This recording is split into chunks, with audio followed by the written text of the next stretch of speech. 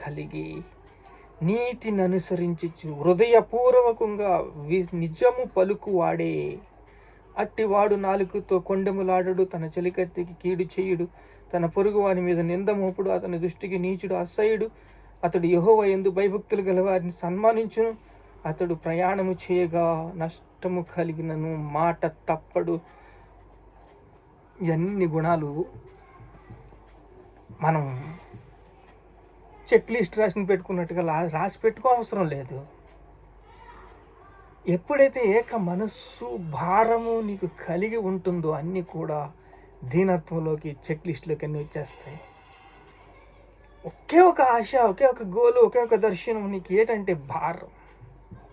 నా భారతదేశం ఇలా పాడైపోతుంది, నా భారతదేశం మీద శత్రువు ఇలా వచ్చేసాడే, ఏ రకంగా వచ్చాడు, ఏ రకంగా సెటిల్ అయ్యాడు, ఏ రకంగా అంచులుగా బలపడిపోతున్నాడు. ఏంటి దేవా నీకు స్తోత్రాలయ్యా, ఇలా చేసినందుకు స్తోత్రాలయ్యా, నీ చిత్తము తండ్రి అని నువ్వు ప్రార్థిస్తున్నప్పుడు ఆ యొక్క భారంతో నీ హృదయం దేవునితో హృదయంతో యోనాతాను హృదయం అంట దావీదు హృదయంతో కలిసిపోయిందండి.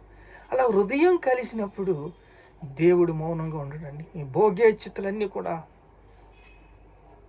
చూస్తాడు, పరీక్ష చేస్తూనే ఉంటాడు. ఈ అపవాది మామూలు కాదు, వేస్తూ ఉంటాడు, బిస్కెట్లు వేస్తూ ఉంటాడు, చెకోడీలు వేస్తూ ఉంటాడు, రకరకాలు వేస్తాడు.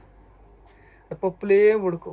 ఎందుకంటే మన ఆశ, నీ ఆశ భంగము కానిరదు. దేవుడు నిన్ను పలుమార్లు పరీక్షించినప్పుడు చూడండి. అందుకే ఈ మాట, యెహోవా నీ గుడారములో అతిథిగా ఉండదగిన వాడెవడు, నీ పరిశుద్ధ పర్వతం మీద నివసించదగిన వాడెవడు. నీతిమంతుల సభలో పాపులు నిలవరు. నీతిమంతుల సభలో పాపులు నిలుస్తారండి, నిలవరు. దేవుడు అంటున్నాడు,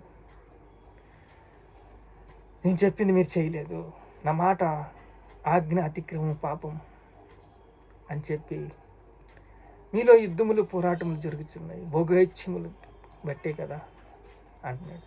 ప్రార్థన చేసుకుందాం. మహాపరిశుద్ధుడైన తండ్రి, అయా ఏక మనసుతో ఏక హృదయంతో నీ సన్నిధిని ప్రేమించి నిన్ను ఆరాధించి నిన్ను గణపరిచి నిన్ను మహిమపరిచే కృపా భాగ్యం మాకు ఇచ్చినందుకు స్తోత్రాలయ్యా.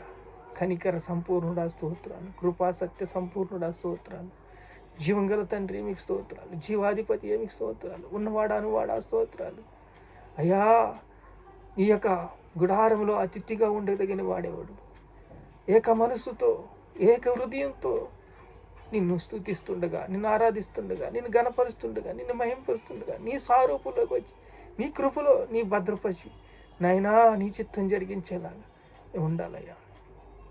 సిరిని ప్రేమిస్తున్నారు, దేవుణ్ణి ప్రేమిస్తున్నారు. ఏక మనసుతో ప్రార్థించినప్పుడు, ఏక మనసుతో దేవుడికి హృదయ భారంగా ఉన్నప్పుడు సిరి మన వెనకాల నడిచి వస్తున్నాను. ప్రభువా యేసయ్యా నీ కృపలో నీ ప్రేమలో నీ భద్రపరిచి మమ్మల్ని జ్ఞాపకం చేసుకుని యేసుక్రీస్తు పరిశుద్ధ నామములో ప్రార్థన సమర్పిస్తున్నాం తండ్రి, ఆమేన్.